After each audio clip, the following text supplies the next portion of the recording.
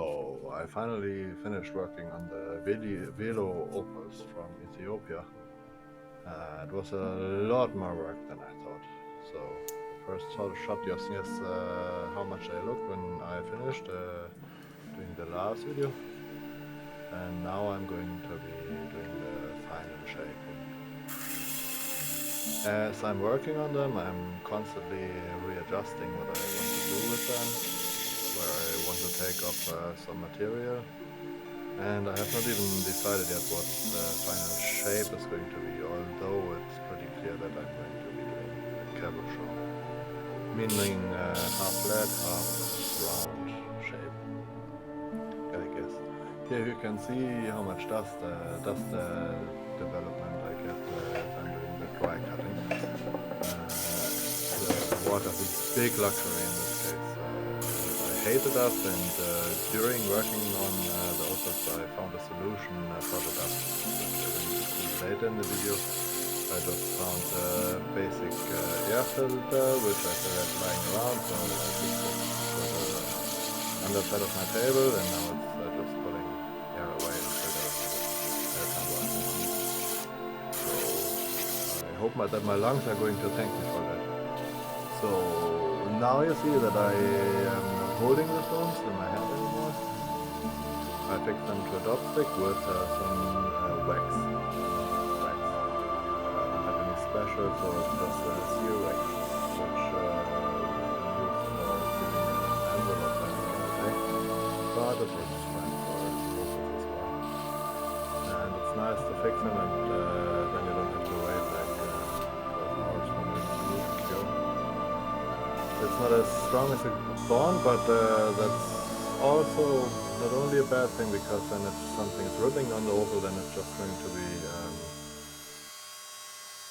to be kicked off the dopstick instead of breaking itself. So it might be better for the opal in this case.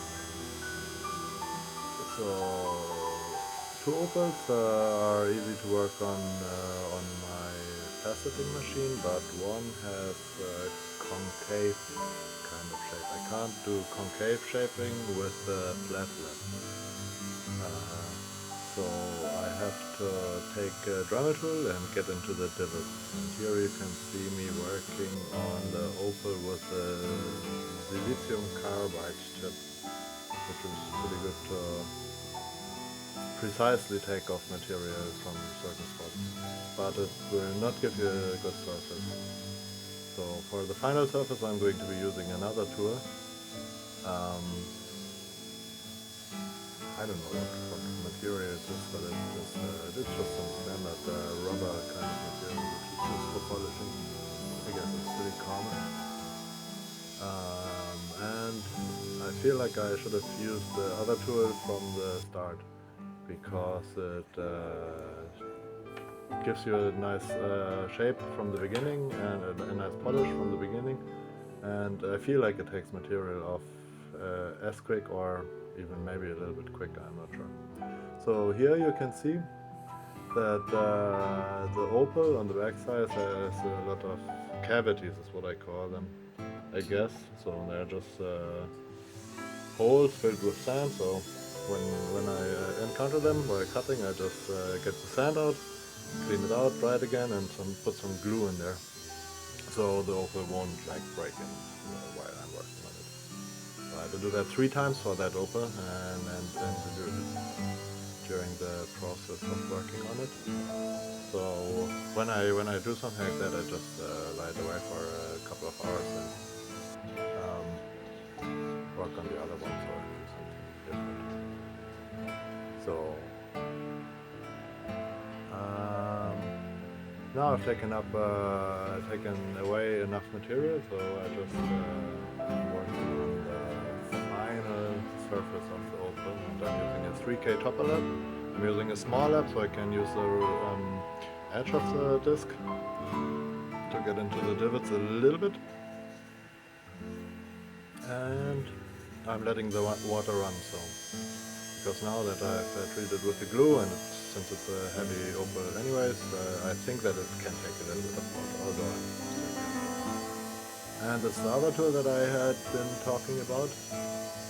this is just, I guess, pre-polish or what you want to call it, step 1 polishing. And I have, usually this kind of thermal polishing tool comes in a set of 2, and the other one has the tip for the finer polish, but it takes off the material a little bit slower.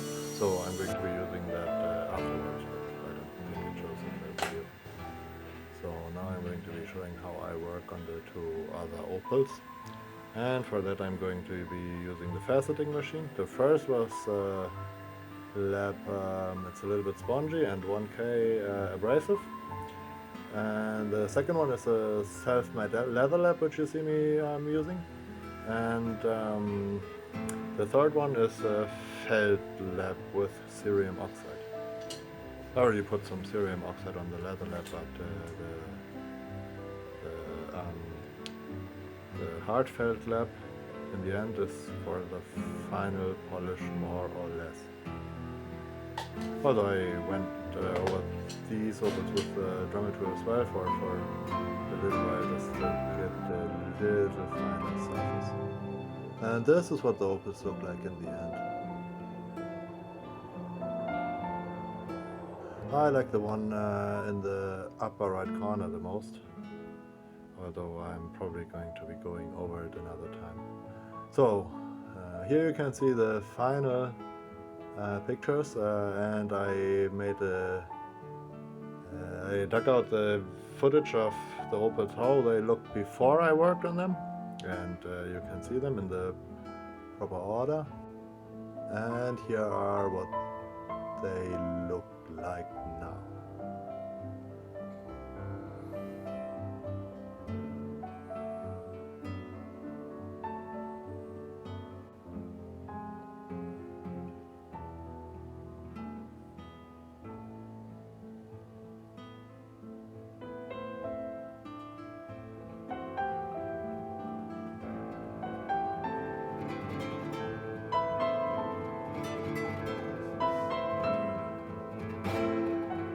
Unfortunately, there's still a little sandspot on the bottom right. I still have to think about what I want to do with that. I would wish to get it out, but I'm also scared that I'm going to break it in the process. So I'm going to just let it rest for a second and think about if I want to do anything with it. So that's going to be it for me. Thank you for watching, and see you. Bye.